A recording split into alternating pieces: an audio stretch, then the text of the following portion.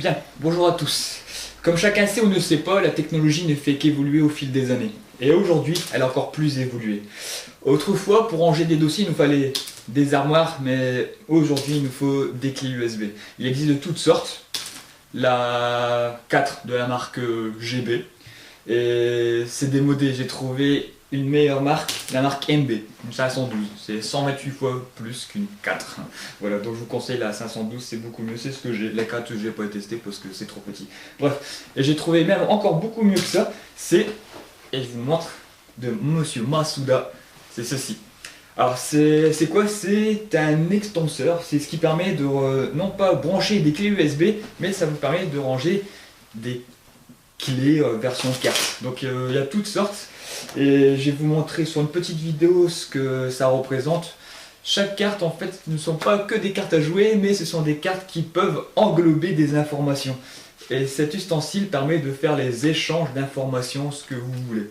Je vais vous montrer en vidéo ce que ça représente et j'ai commenté un peu tout ça. Je vais faire un petit zoom pour que vous puissiez mieux voir et je commente en même temps la vidéo. Donc ça c'est ce que j'avais fait tout à l'heure.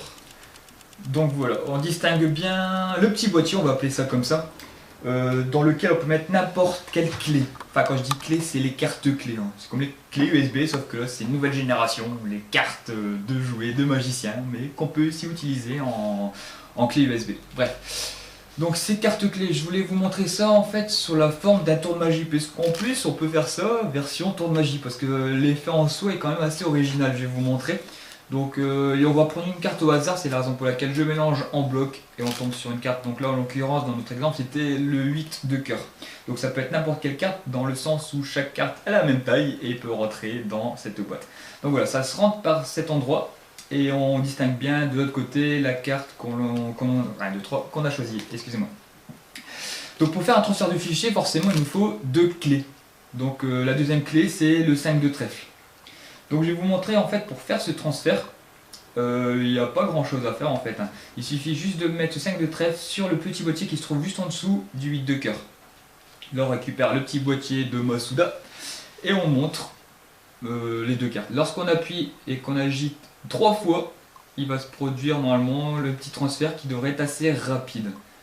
Je vous laisse regarder. 1, 2, 3. Voilà, c'est déjà fait. Le 5 de trèfle est maintenant passé à la place du 8 à la place du 8 de cœur. J'ai vraiment du mal aujourd'hui.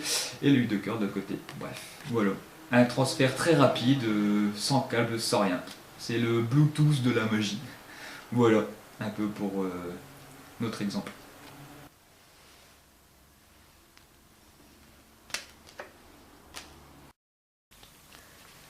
Bien, je vous ai montré le transfert de fichiers à partir de cartes clés, mais concrètement, je vous ai pas expliqué quel type de fichiers ces cartes peuvent contenir.